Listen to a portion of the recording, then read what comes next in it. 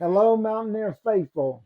As most of you have heard by now, as West Virginia University leadership has removed uh, Neil Brown as head football coach of the West Virginia University Mountaineers after 6 seasons and the debacle at Texas Tech, which West Virginia University lost 52 to 15. But if you think back in that game, it did not appear that the West Virginia University team had any fire on Saturday afternoon, and I don't think Neil Brown had fire. I think Neil knew something before he took the field against Texas Tech, and it wasn't all good what he heard because I just did not see that heart and that fire uh, in the players or the coaches. So that's my take on that game. I just don't think they were up for it, and they really played like they were not up for it. But when you look at the Neil Brown era, he's one of the few coaches, and there has been no coach in Mountaineer past to face what Neil Brown had to face in his 6 years at West Virginia. Uh, he faced COVID, which was an environmental phenomenon that shocked the nation, and that there had to be changes trying to protect the players' health as well as watch and monitor their travel, eating schedules. COVID-19 was a serious deal, and it impacted all sports uh, under his tenure. He also had to deal with the emergence of name, image, and likeness. Figuring out how you're going to get players to come to West Virginia University on a $3 to $5 million Neil budget when other universities like Ohio State is paying 20 million putting in their Neil fund. You see the difference, you see the disparities. Those are things that coaches faced, and he faced that. So instead of picking from Power Five, a lot of times he was bringing in players that were a step below and from universities that you really wouldn't, want players to be coming from to be competing at a high level at West Virginia University for a Big 12 championship. You're looking for quality players, and then you have the transfer portal where the players that you developed, they take off and run to another school for Neil money. So he faced all of those things. So I want to be fair. Those things did happen, and they were very new to college football. But in any job, you have to be adept at adapting to changes in the college football landscape. And those happened under his watch. So he did not respond very well to it. I don't think that as far as talent evaluation, I don't think that Coach Brown did a great job. I think it was very difficult for him to go out and get players to fill holes year in and year out. And the record reflects it. Uh, at West Virginia, his overall record ended up being 37 and 35 in the Big 12. He won 25 games and lost 28.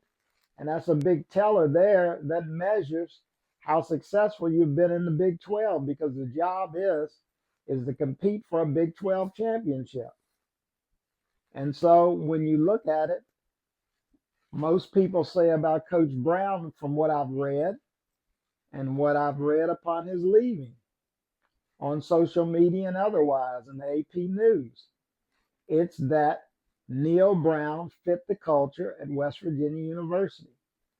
There's been no problems in the academic achievement of his athletes or discipline problems. I think that's probably what they meant by culture, that a coach fits the culture of the university. But in a sense, I'm just guessing. I don't know what it is. Is it based on race, gender? Is it based on that you have to come from a small town in West Virginia or from the South or from a rural environment? Please share with me where that fits in the interview process as far as picking a head football coach. Is that really one of the qualifications upon which to eliminate other coaches on? Okay, if you compare Neil Brown to Dana Holgerson, people in West Virginia would say that Dana never fit the West Virginia University culture. But yet and still, Dana Holgerson was more successful than Neil Brown. So what do you want? Do you want a culture-driven environment, or do you want a results-driven environment? A lot of people in the program long ago wasn't thrilled with Rich Rod and sometimes how things were going on with the players. But do you want results? Because at the end of the day, it's about winning, winning, winning. And the reality is that Coach Brown is walking away with over $30 million in his pocket with mediocrity, with mediocre records. In his 6 seasons here, 2019 he was 5-7, 2020 6-4, 2021 6-7, 2022 5-7, 2023 9-4, 2024 6-6, which was this season, which he did not meet expectations. They were expecting to compete for a Big 12 championship. So he got paid. And that's one of the biggest problems in college football, is that all the coaches get paid whether they succeed or fail, from the way the ADs have drawn up the contracts to try to keep good employees at the university. And the head football coach is a highly paid employee. So they added a year to his contract last year after the successful season where he went 9-4. And I was in favor of that, but I didn't know he had 3 years left where he would be owed $9.5 million. But that's already done now. So the proof is in the pudding. And that's the way it goes. We're in a results-driven business. Winning, winning, winning is what keeps head football coaches at universities and allow them to go even and get bigger money from other universities after they build their programs.